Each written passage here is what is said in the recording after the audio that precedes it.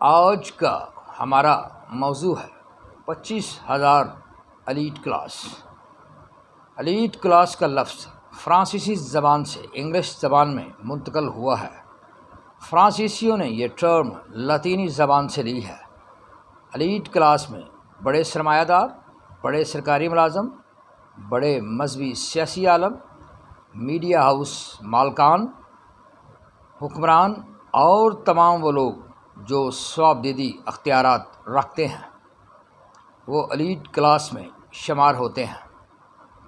Elite class سرمایہ دارانہ نظام کا لازمی حصہ ہے۔ پاکستان کی اس وقت آبادی تقریباً 25 کروڑ ہے اور پاکستان میں ایلیٹ کلاس کی تعداد تقریباً 25,000 بنتی ہے، جو کہ 0.01% بنتی ہے۔ Elite class bacon, roots, Aitchison, حسن ابدال، GCU لاہور اور کراچی گرامر کی تعلیم یافتہ ہے۔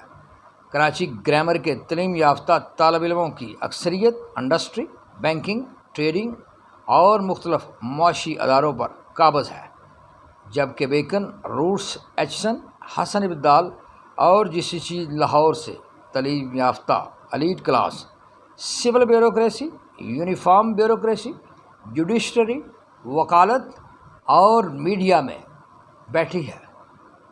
500 کے قریب مذہبی سیاسی عالم، مذہبی میڈیا عالم وراثت کو آگے چلا رہے ہیں۔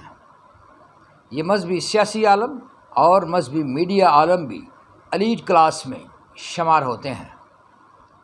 ایلیٹ کلاس کے کچھ افراد انٹرنیشنل اسٹیبلشمنٹ اور کچھ نیشنل اسٹیبلشمنٹ کے لیے کام کرتے ہیں۔ ان کی ہی اولاد امیر ممالک میں تعلیم کے لیے جاتی ہے۔ نتیجتاً ایلیٹ کلاس کو پاکستان سے سرمایہ امیر ممالک میں منتقل کرنا آسان ہو جاتا ہے۔ ایلیٹ کلاس کے ہی کچھ افراد پاکستان کے لیے ایسٹ انڈیا کمپنی والا کردار ادا کر رہے ہیں اور معیشت کو کھوکھلا کر رہے ہیں۔ IMF سے قرضہ لینے کے حق میں یہی افراد آواز اٹھاتے ہیں اور غریب عوام کو قربانی کا مشورہ دیتے ہیں، جنہیں 3 وقت کی مناسب خوراک اور مناسب بجلی کی سہولت میسر نہیں ہے۔